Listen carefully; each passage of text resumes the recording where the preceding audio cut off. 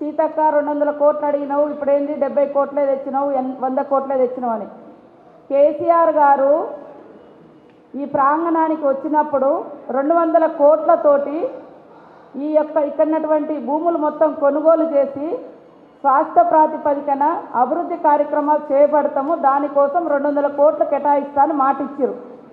కాబట్టి మేము ఆ మాట ప్రకారము 200 కోట్లతోటి భూములు కొని ప్రత్యేక అభివృద్ధికి కట్టుబడి ఉన్నామన్నారు. ఎందుకు ఇవ్వలేదని ఆ రోజు అడిగినాం. ప్రతి జాతరకు గత గవర్నమెంట్ కూడా 70 కోట్లు 75 కోట్లు ఇచ్చినా కూడా ఖర్చుల కాడికి వచ్చేసరికి, బిల్లులు ఇచ్చే కాడికి వచ్చేసరికి చాలా తగ్గించుకుంటూ వచ్చారు. కానీ మా గవర్నమెంటు ఇక్కడున్నటువంటి మేమిద్దరం కానీ, అక్కడ పైన ఉన్నటువంటి సీఎం గారు కానీ ఈ ప్రాంతం యొక్క గొప్పతనం, తల్లుల యొక్క గొప్పతనం మాకు తెలుసు. మేము అంకితాభావంతో మనసు పెట్టి భక్తులకు ఏ కష్టం రాకుండా పని చేయాలన్నటువంటి కృతనిశ్చయంతో ఉన్నాం. ఎందుకంటే గవర్నమెంట్ వచ్చి తక్కువ కాలంలో జాతర మాకున్నది 60 రోజులే. ఆ రోజు మనకు ఫండ్ రిలీజ్ చేసేటప్పటికి గవర్నమెంట్ వచ్చిన తర్వాత మాకు 60 రోజుల టైమే. కాబట్టి ఇప్పటి వరకు ఉన్నటువంటి అధికారులు ఇచ్చినటువంటి అంచనాలు, అవసరాలను గుర్తుపెట్టుకొని ఆ రోజు వెంటనే 75 కోట్లను రిలీజ్ చేశారు. మళ్ళీ ఇంకా కావాలంటే 30 కోట్ల అంచనాలను కూడా వారికి అందించినాం.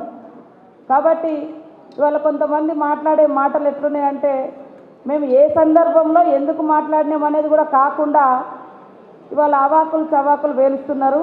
మేము ప్రతి పనిని స్వాస్థ్య ప్రాతిపదికనే నిర్వహించాలని, ప్రతి వర్క్ కూడా పర్మనెంట్గా నాణ్యతతో ఇక్కడ ఎవరం కూడా రాజీ పడలేదు, పడం కూడా.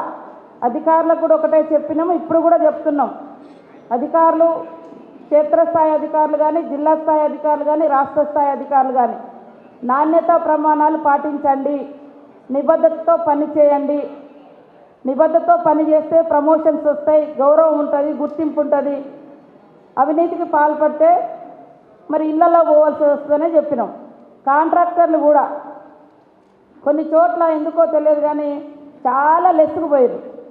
ఆ లెస్సుకు పోయినటువంటి అమౌంట్ కూడా మేము వెంటనే గ్యాదర్ చేసి అవన్నీ కలిపి మళ్ళీ ఇంకొక కాడ పని చేస్తున్నాం. కాబట్టి మేము లెస్ చేసినాం కదా, మేము తక్కువ నాణ్యత పాటిస్తామంటే ఉండదు.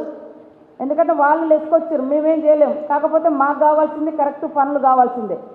బిల్లులు ఇచ్చేటప్పుడు ఖచ్చితంగా కూసి చూడాల్సిందే, నాణ్యత చూడాల్సిందే.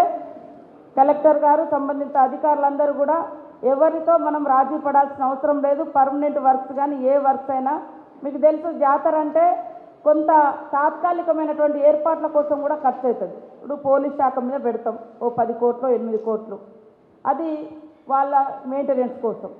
అదేవిధంగా ఆ ఇసుక ఆనకట్టలు ఒకటి, అది రొటీన్ అయిపోయింది వాస్తవం. గతంలో చెక్ డ్యామ్ కట్టిస్తే పనికి రాకుండా పోతే మళ్ళీ కూలగొట్టాల్సినటువంటి పరిస్థితి వచ్చింది. తర్వాత మరి వాటర్ కాడ ఏదైతే స్నానఘట్టాల కాడ ట్యాప్స్ కానీ, తర్వాత బావుల పూడికలు కానీ, ఇవన్నీ కూడా అప్పటికప్పుడు ఇప్పుడు జాతర నిర్వహణ కోసం కొంత ఖర్చు పెట్టాల్సి వస్తుంది. కాబట్టి మేము ఎక్కడ కూడా ఏ విషయంలో రాజీ పడలేము.